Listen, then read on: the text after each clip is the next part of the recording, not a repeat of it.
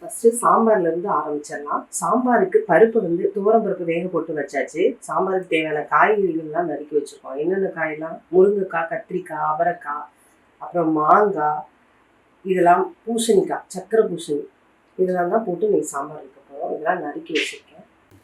ஒரு பக்கம் பாத்திரம் வச்சுட்டு எண்ணெய் ஊற்றிக்கலாம்.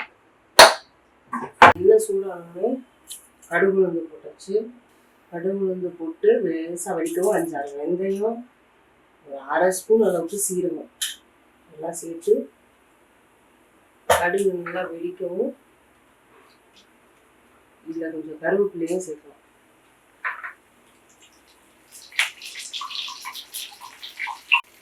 இதோட நறுக்கி வச்சு சின்ன வெங்காயத்தையும் சேர்த்துட்டு காய் எல்லாத்தையும் இதில் சேர்த்து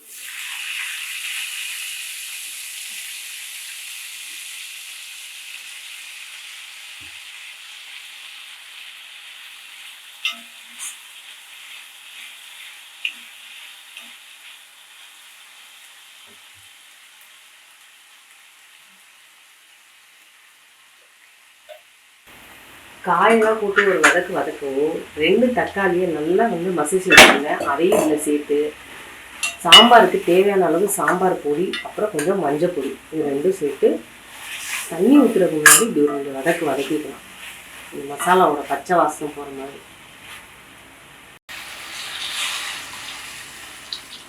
சாம்பாருக்கு தேவையான அளவு தண்ணி ஊற்றிட்டு கல் உப்புலையும் சேர்த்துட்டு மூடி போட்டு நல்லா கொதிக்க விடலாம். காயெல்லாம் வேகணும்.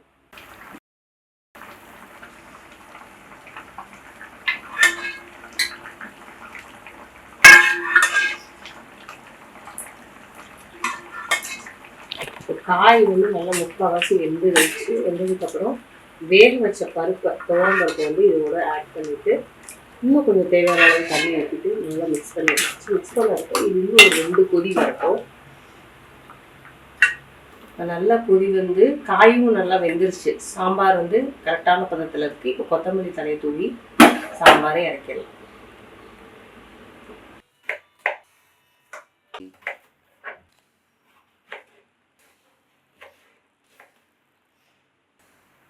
அவியலுக்கு இதில் நான் என்னென்ன காய் சேர்த்துருக்கேன்னா கத்திரிக்காய், முருங்கைக்காய், உருளைக்கிழங்கு, வாழைக்காய், அவரைக்காய், கேரட்டு, பீன்ஸு இதெல்லாம் வந்து சேர்த்துருக்கேன். நீங்கள் இதில் இன்னும் வந்து உங்களுக்கு நிறைய காய் வேணும், இல்லை இந்த காய் இல்லாமல் வேறு காய்கள் சேர்க்கலாம்னா சேர்த்துக்கலாம். சேனைக்கிழங்கு, அப்புறம் நம்ம வெள்ளை பூசணி, பட்டாணி, பட்டர் பீன்ஸ், இந்த மாதிரி உங்களுக்கு என்ன கிடைக்குதோ அதையும் நீங்கள் சேர்த்து பண்ணலாம். இதில் மஞ்சள் தூள், உப்பு போட்டுட்டு மூடி போட்டு நல்லா அந்த காயெல்லாம் வேக விடலாம்.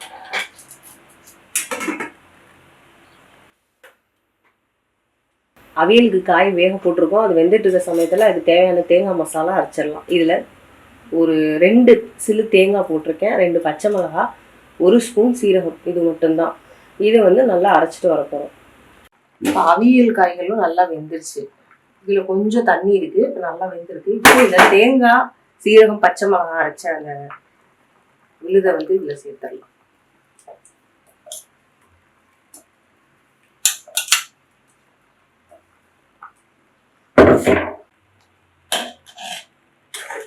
இப்போ இந்த காய் வந்து இந்த தேங்காய், சீரகம், அந்த மசாலாலேயே கொஞ்சம் நேரம் வேகணும். அப்போ தான் இந்த டேஸ்ட் இதில் இறங்கும். இந்த சீரகத்தோட பச்சை வாசனையும் கொஞ்சம் போகும்.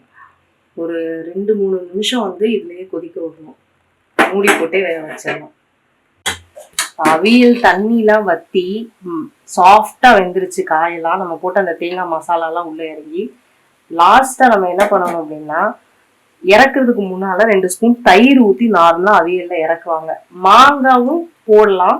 மாங்காய் போட்டிருக்கிறதுனால தயிர் சேர்க்கல.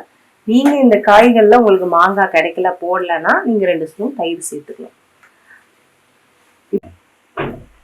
இப்போ ஸ்டவ்வை ஆஃப் பண்ணியாச்சு. அவியலுக்கு ஹைலைட்டே லாஸ்ட்டாக நம்ம ஊற்றுற தேங்காய் எண்ணெய் தான். தேங்காய் எண்ணெய் ஊற்றிட்டு 2 பெரட்டி மூடி வச்சுட்டு சூட்லேயே மூடி வச்சிட்டோம்னா அந்த தேங்காய் எண்ணெய் வாசனை இறங்கிடும்.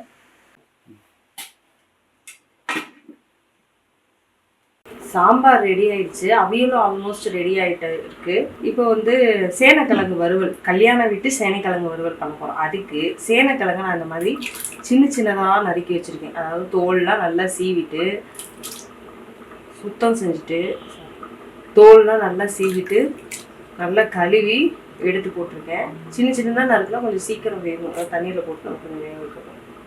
சேனக்கிழங்கு கொஞ்சமாக கல்லுப்பு போட்டு சின்ன துண்டு புளி போடுறோம். இது எதுக்காக போடுறோம்னா சேனக்கிழங்குல புது கிழங்குகள் இருந்தால் வந்து சாப்பிட்றப்ப நாக்கு அரிக்கும். அந்த மாதிரி வந்து அந்த அரிப்பு இல்லாமல் இருக்கணும், அதை எடுக்கணுன்றதுக்காக வேக வைக்கிறப்ப சின்ன துண்டு புளியும் கொஞ்சம் உப்பும் சேர்த்து வேக வச்சுட்டு இந்த தண்ணியை நம்ம எடுத்து ஊற்றிட்டு தான் அடுத்து எடுத்து சேனக்கிழங்கு யூஸ் பண்ணுவோம்.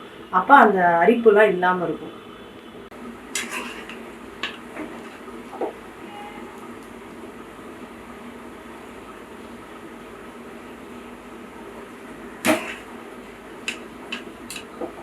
இந்த சேனைக்கிழங்கு வறுவலுக்கும் ஒரு மசாலா ரெடி பண்ண போகிறோம்.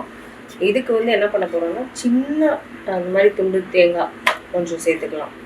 அவியல் அளவுக்கு நிறையா சேர்க்கக்கூடாது, கொஞ்சமாக ரொம்ப கம்மியாக தேங்காய் சேர்த்துட்டு ஒரே ஒரு பச்சை மிளகாய். இது வந்து மெயினே வந்து நம்மளுக்கு பூண்டு தான். பூண்டு வந்து இந்த மாதிரி சின்ன சின்ன பல்லாம் 10 பல் எடுத்துருக்கேன். பெரிய பெரிய பூண்டு பல்லாம் ஒரு 5 பல் எடுத்துக்கலாம். இது கூட சீரகம்,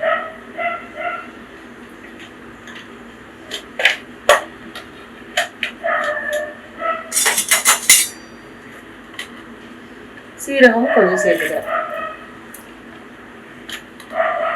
ஒரு 1/2 ஸ்பூன்.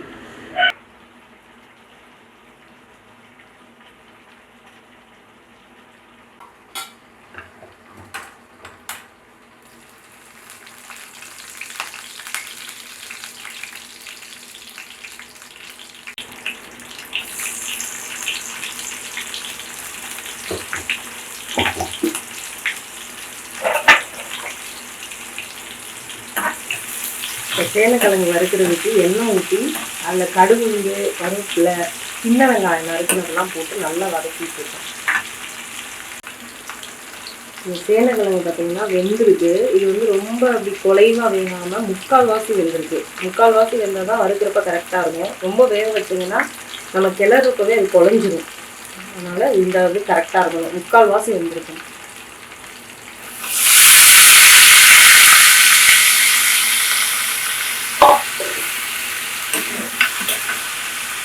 இதில் தேங்காய், பச்சை மிளகாய், சீரகம், வெள்ளைப்பூண்டு இந்த விழுது வந்து போட்டுறேன். இது வந்து தண்ணியாக இல்லாமல் குறப்பாக இந்த மாதிரி அரைச்சி உதிரியாக போடணும். ஏன்னா இதெல்லாம் எண்ணெயில் வரணும், அப்போ தான் பூண்டோட பச்சை வாசனை போகும். அதனால் இந்த எண்ணெய் வந்து கொஞ்சம் அதிகமாகவே ஊற்றிருக்கோம். ஊற்றிட்டு கிழங்கு போட்டுட்டு அதுக்கப்புறம் இதை போட்டுருவோம். காரத்துக்கு ஏற்கனவே ஒரு பச்சை மிளகாயில் அரைச்சி போட்டிருக்கோம். அது போக நான் 1 ஸ்பூன் குழம்பு மிளகாய் தூள் போடுறேன். நம்ம கிழங்கு எவ்வளோ அளவு இருக்கோ அதுக்கேற்ற மாதிரி நீங்கள் வந்து காரத்தை கூட குறைச்சி போட்டுக்கலாம்.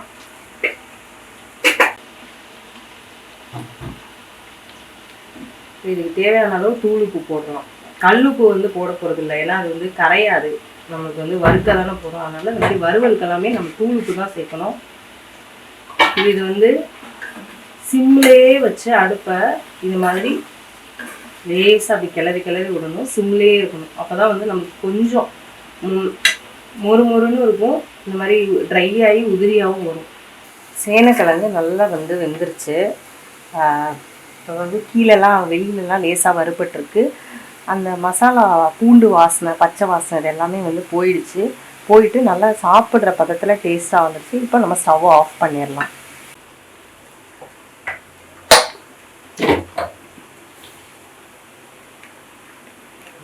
ஊற்றிட்டேன் போல.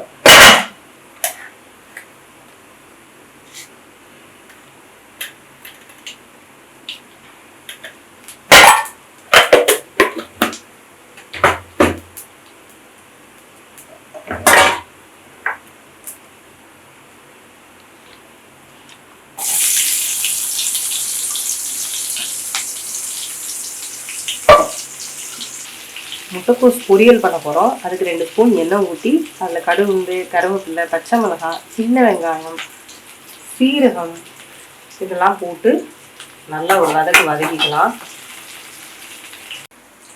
இப்போ இதில் முட்டைக்கோஸை சின்னதாக நறுக்கி கழுவிட்டு ஒரு துணியில் போட்டு ஈரம்லாம் இல்லாமல் அப்படி உதிரியாக எடுத்து வச்சுருக்கேன். அப்போ தான் நம்மளுக்கு பொரியல் வந்து நல்லா உதிராக பூவாக வரும்.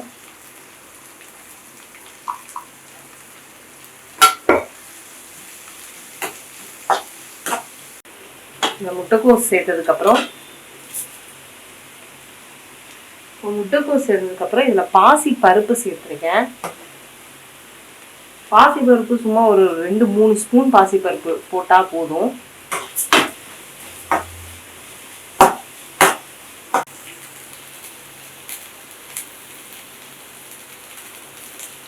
தேவையான எல்லாமே சேர்த்துட்டோம். உப்பும் சேர்த்தாச்சு. இப்போ நல்லா வதங்கிருக்கு. இப்போ இது என்ன பண்ணணும்னா தண்ணியை வந்து தெளித்து வேக விடணும். தண்ணி தெளித்து இப்போ இதில் கொஞ்சம் நேரம் வதக்கணும். அப்புறம் இது கொஞ்சம் வத்துற மாதிரி இருக்கப்போ திரும்ப லேசாக தண்ணி தெளிச்சுக்கணும். இது இடையில வந்து தண்ணி தெளித்து பக்கத்துலேயே இருந்து நம்ம பார்த்து வேக விட்டோம்னா நம்மளுக்கு வந்து பொரியல் நல்லா பூ மாதிரி வரும்.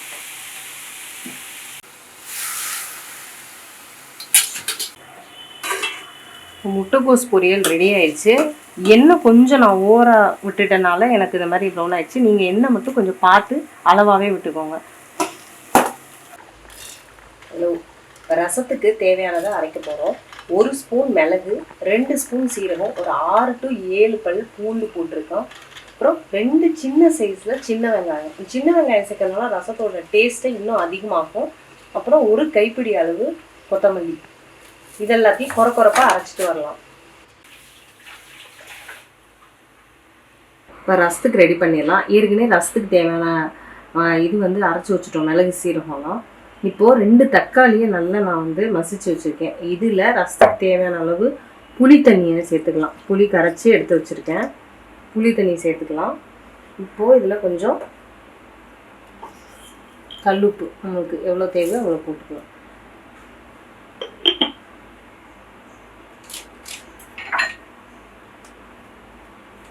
ரசத்துக்கு ரொம்ப முக்கியம் மஞ்சள் தூள் கொஞ்சம் சேர்த்து விட்டுக்கலாம். 1 ஸ்பூன் எண்ணெய் ஊற்றிக்கலாம். ஊற்றிட்டு இதில் ஃபஸ்ட்டு வெந்தயம் போட்டு கருவேப்பிலை, பச்சை மிளகாய் ஒன்று போட்டுக்கலாம். போட்ட உடனே அடுத்து இந்த மசாலாவையும் போட்டுக்கலாம். வெந்தயம் கருகக்கூடாது.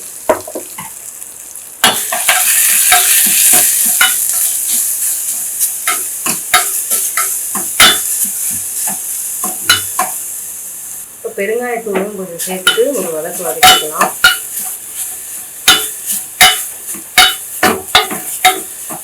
இந்த ரசம் மசாலா வந்து எண்ணெயில் லேசாக வதங்குறப்பவே கமகமன்னு ரசத்தோட வாசனை வரும். வரவும் நம்ம ரசத்துக்கு கரைச்சி வச்சிருந்த தக்காளி, புளி இந்த தண்ணியை சேர்க்கணும். தேவையான அளவு தண்ணி ஊற்றிக்கலாம். இப்போ கடைசியாக இதில் இன்னும் கொஞ்சம் மல்லித்தலைகளை மேலாக்க போட்டு